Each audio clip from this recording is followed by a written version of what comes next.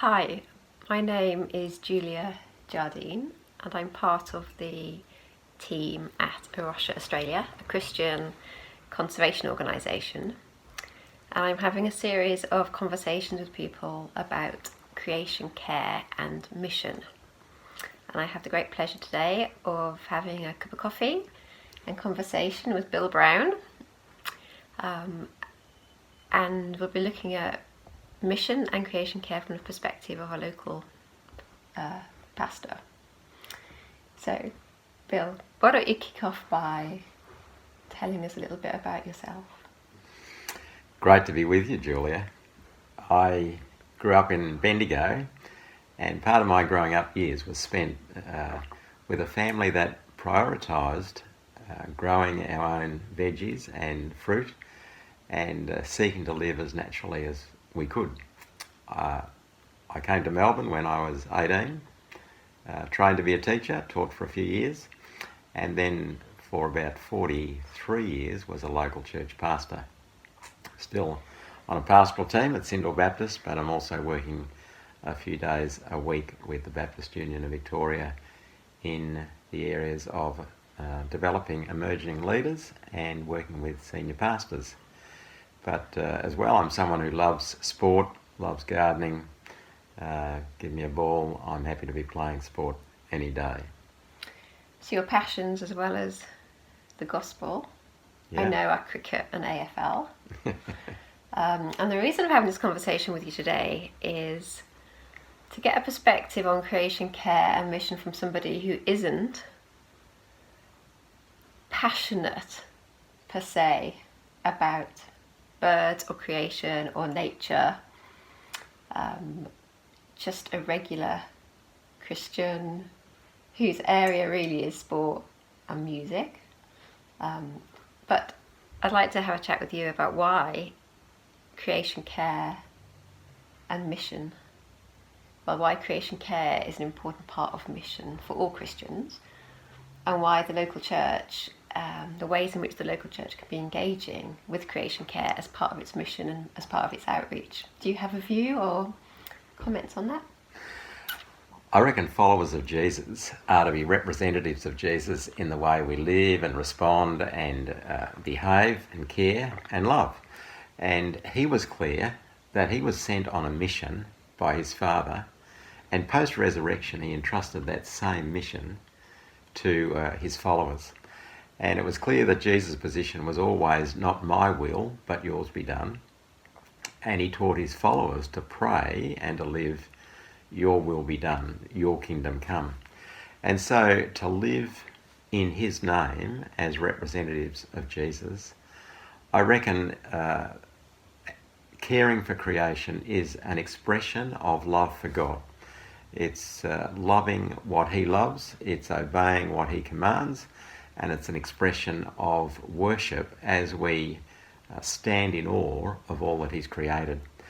And I reckon the Genesis accounts give us a beautiful description of a fourfold harmony between God and humans, harmony with ourselves, harmony with others, and harmony with creation.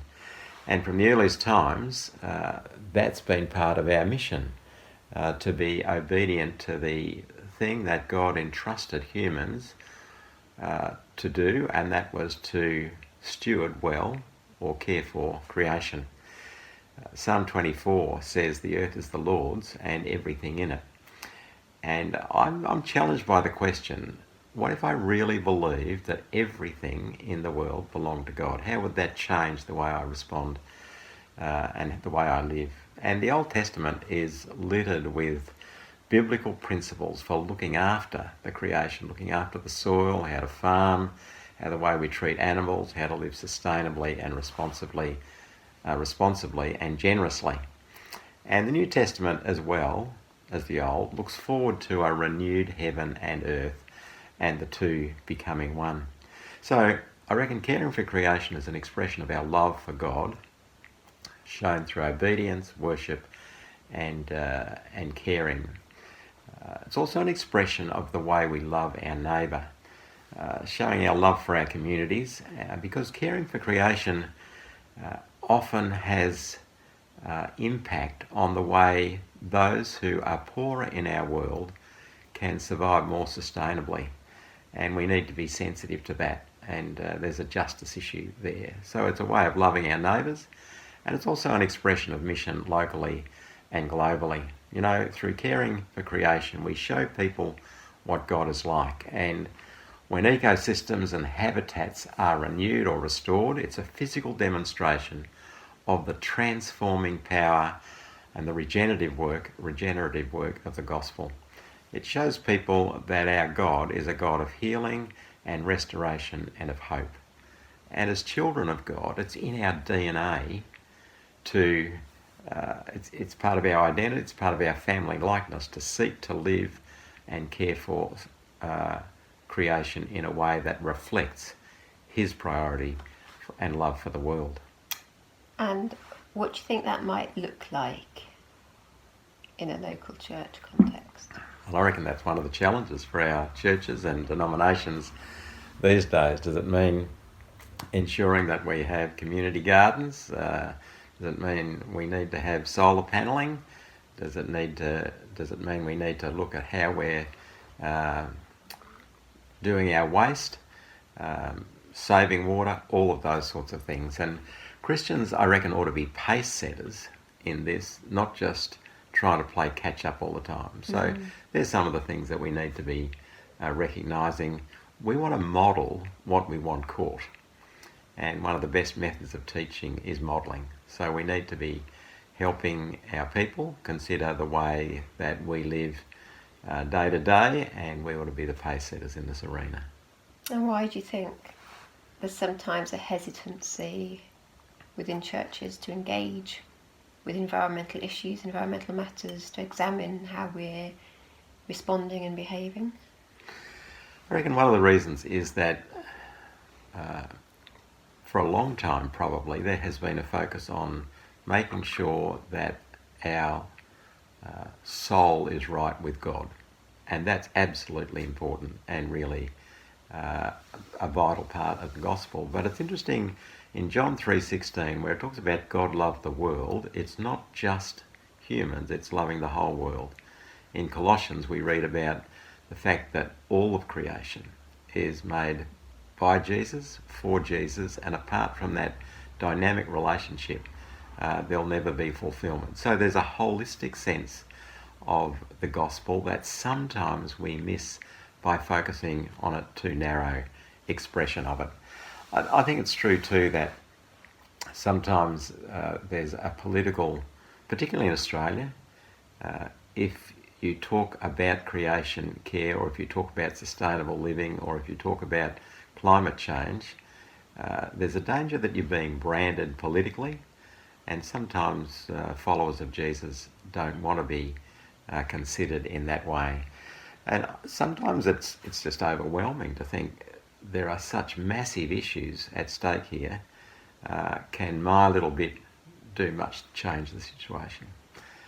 And my little bit can. It mightn't change it for everyone, but it can start to help change it for some. So how would you encourage people and churches? How do we move forward in this area? I don't think there's a downside to caring for God's creation. There's lots to be gained by it, and my encouragement is just take it step at a time. We try to be responsible with our water, with our waste, with our composting, with growing some veggies, things like that. We can all start to do that. And even things like carbon offsets for flights. Every one of us can take some steps. So I don't think there's a downside. Let's start somewhere and let's keep growing in being more responsible in the way we steward that which God has entrusted to us. Thank you for sharing a coffee with me. It's a pleasure. Mine's a hot water, but you go for your coffee. Yeah, and if you're wondering why we're not social distancing, Bill is my husband, so we are not 2 meters apart. But thank you for joining us for coffee and for listening in. Great. Thank you.